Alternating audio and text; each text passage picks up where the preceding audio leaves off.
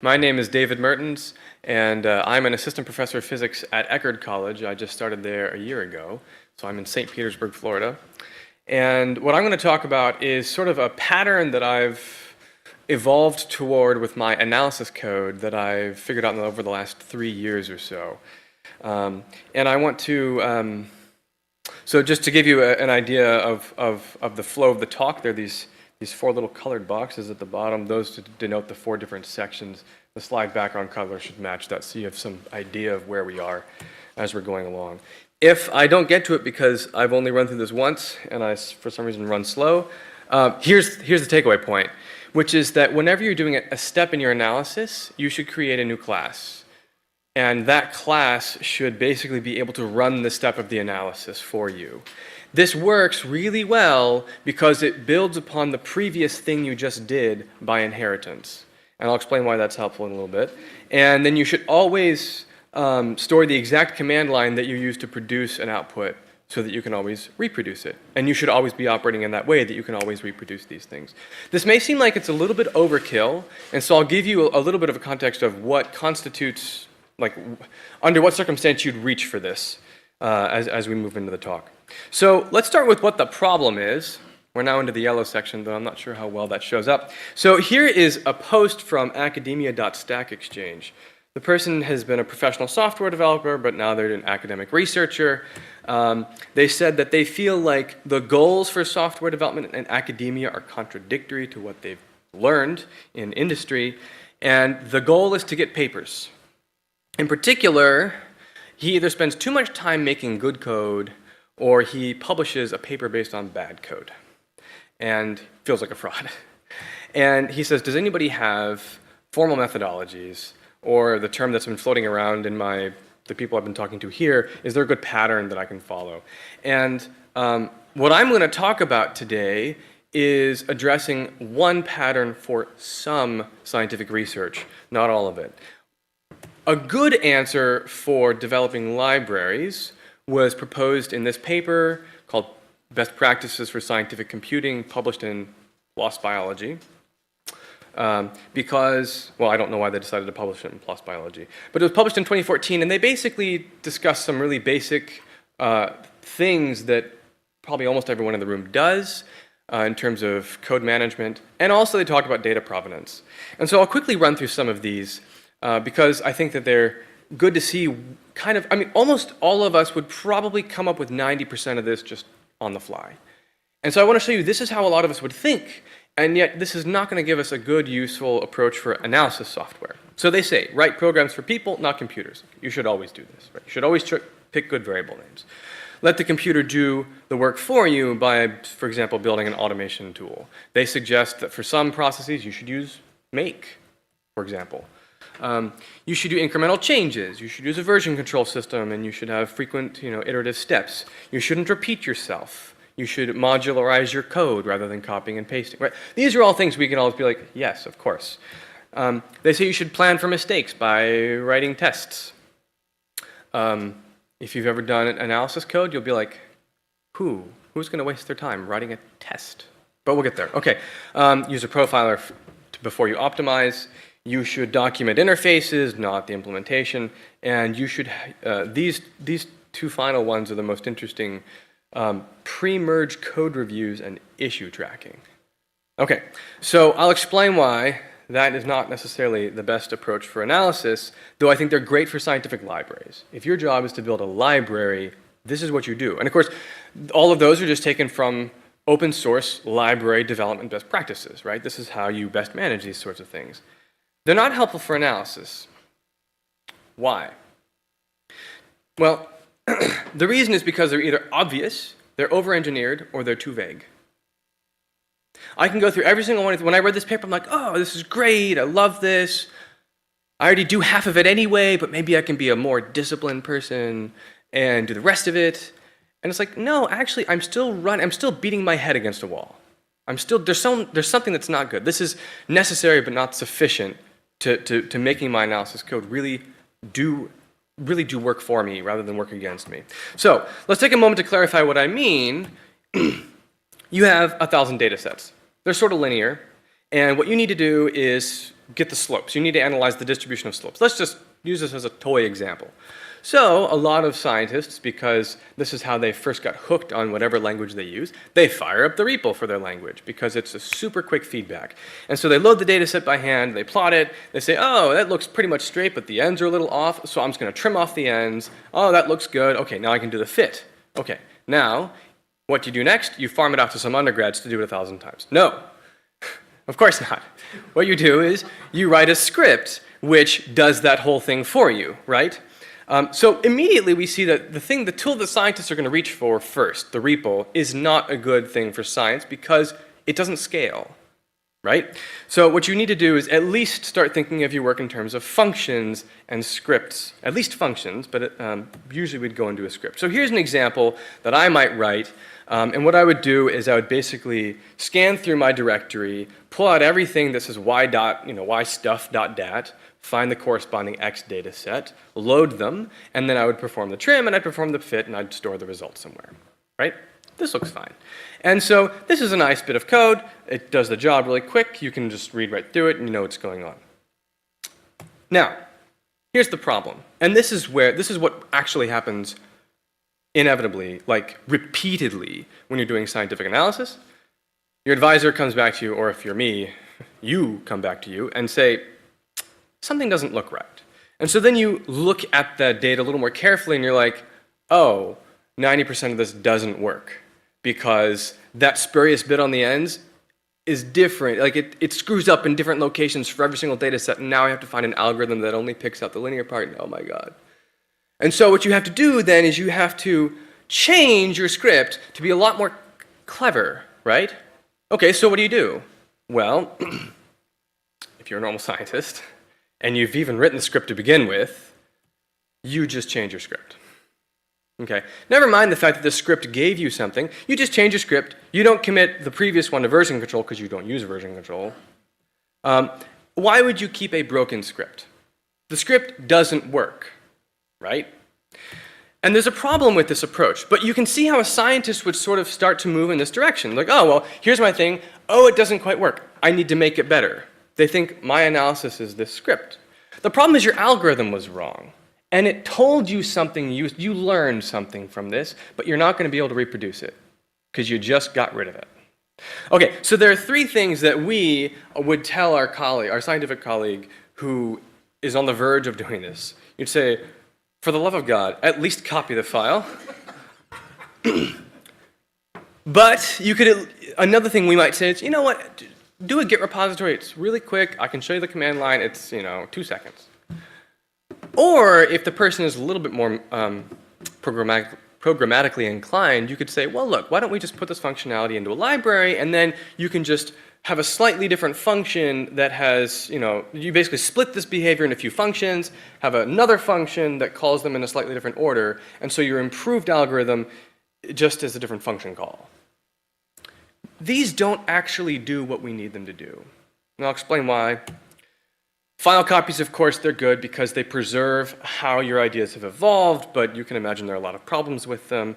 The biggest problem, believe it or not, is when you discover that an actual bug, not an algorithmic mistake, but a bug in your code, you now have to go back and edit every single old script, right, in order to make sure that bug propagates back.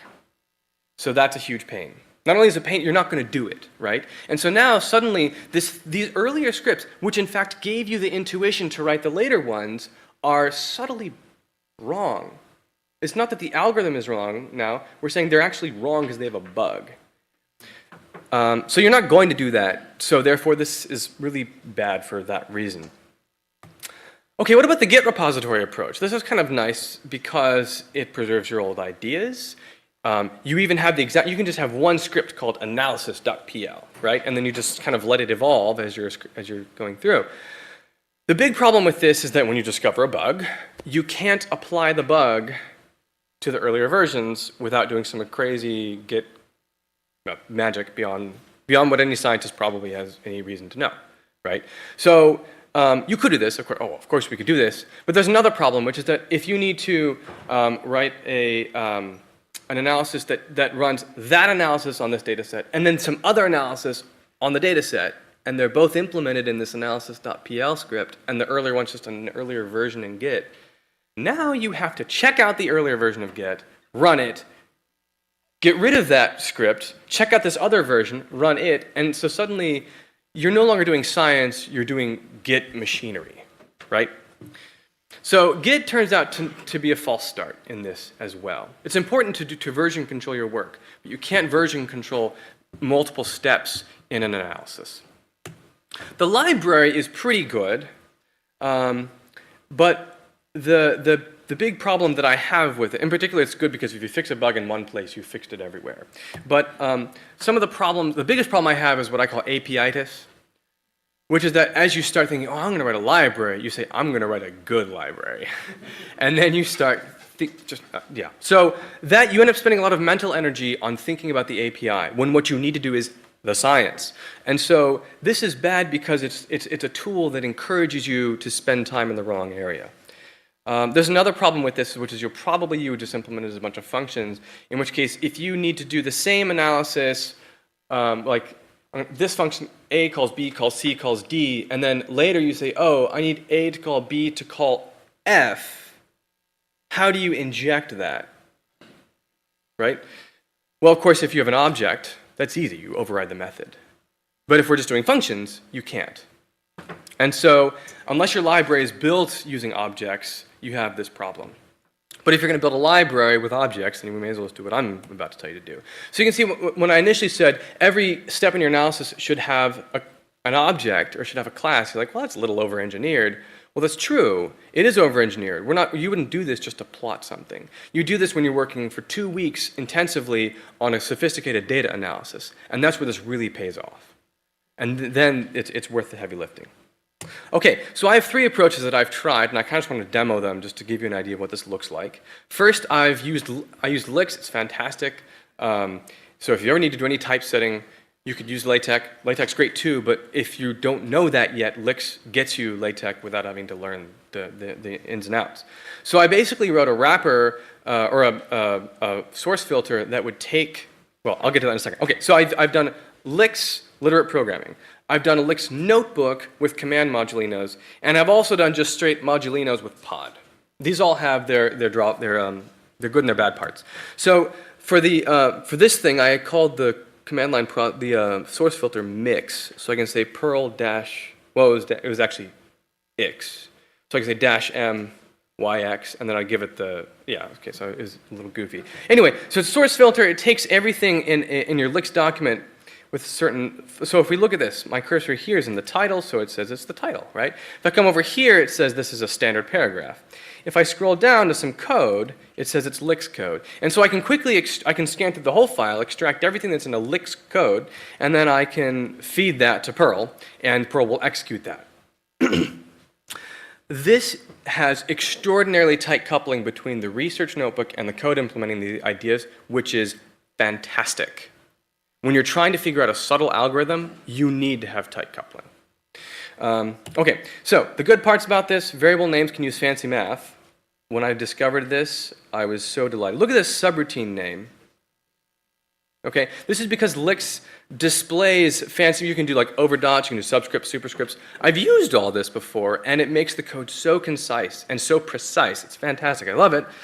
I mean, there's problems with this, of course. But okay, so there's that.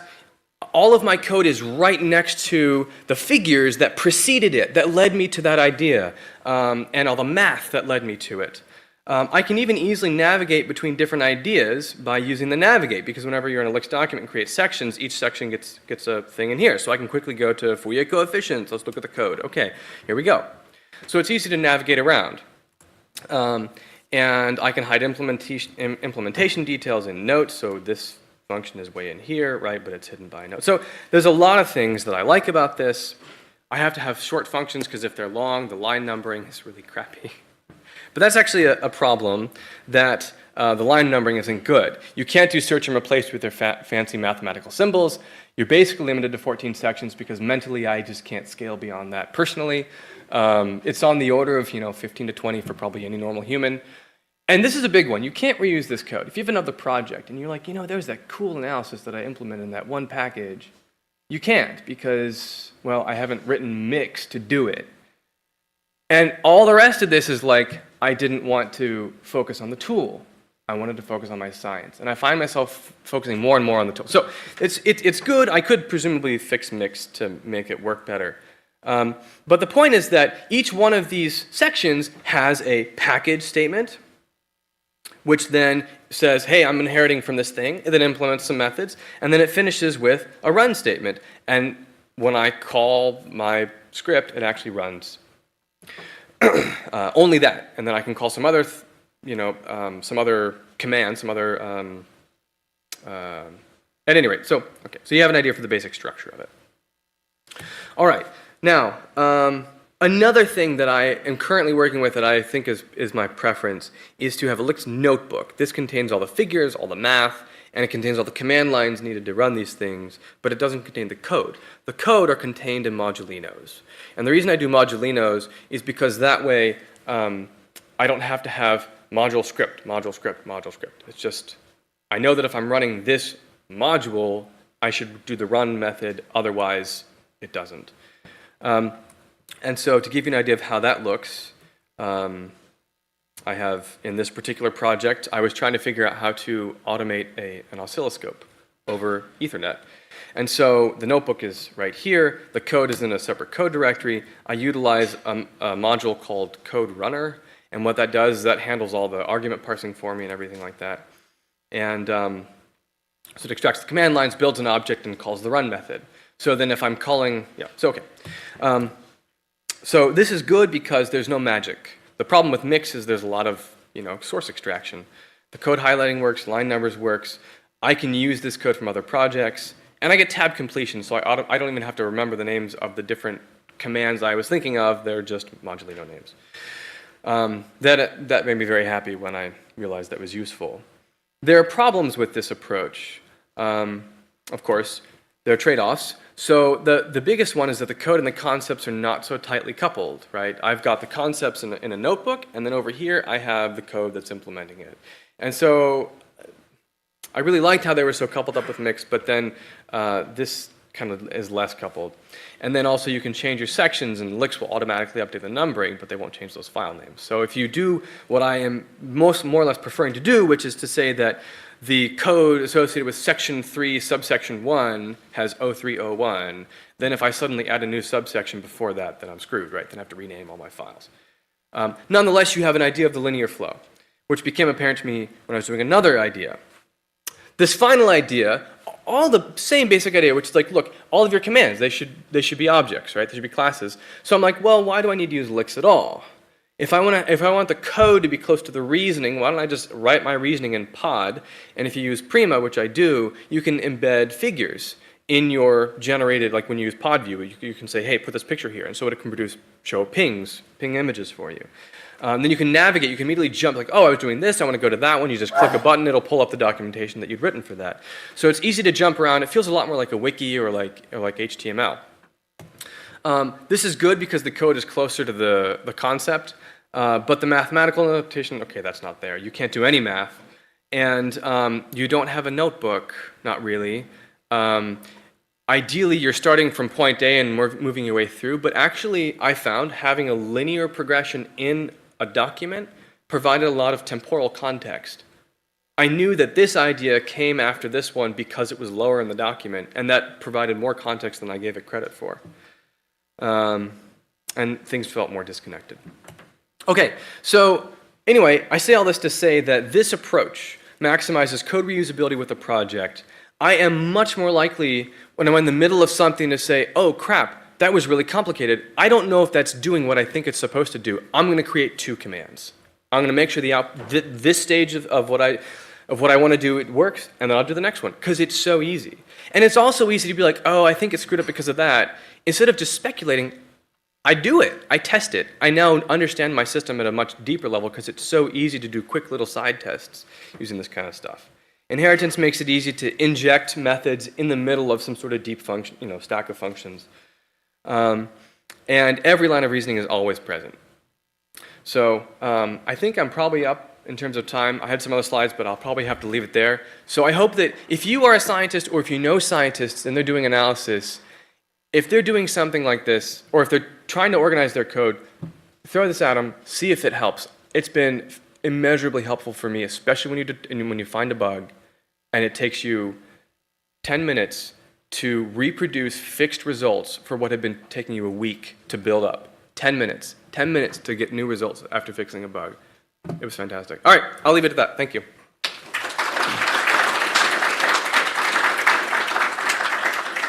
Cool. So do we have time for questions, or is that it? No, the next speaker comes up in about 10 minutes. Okay, yeah, the next speaker's at 11:05, so if you need to go somewhere else, then now's the time. I suppose if you guys have questions, I can take them.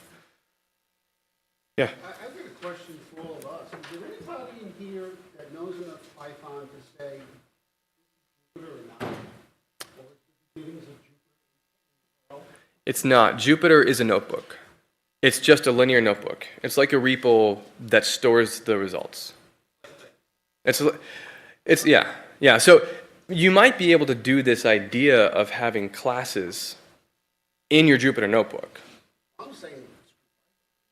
Oh no. And actually, I think there has been partial work on a Perl backend for Jupyter. So I don't know if that got completed, but I know that there's work on that. Of course, you could do mix, right? That's a totally different approach. Yeah.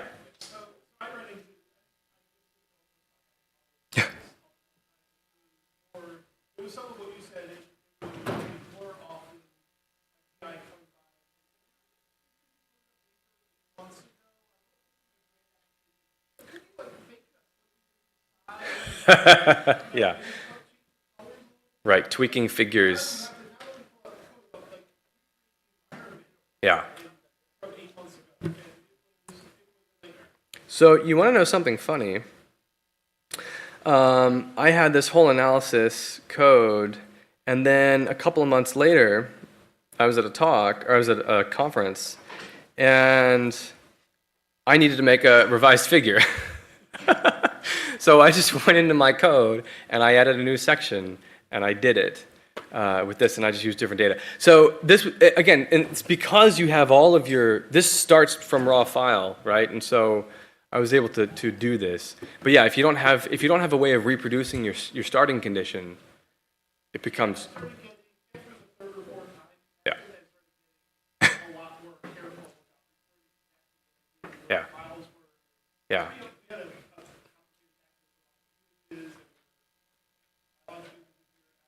Mm. Mm. Yeah. So the question for the video is that when you 6 months later your PI is like, hey, can you reproduce that figure slightly differently, and then you have to kind of start almost from, well, you have to reproduce your environment that you use. So yes, to some extent I found this saves that, but I'm in a much less sophisticated situation. Well, that would, yeah. Presumably you could take this idea and put it in other languages. I just found that in Perl it works really nicely. Okay, good. I should probably stop so the next speaker can get set up. But thank you again.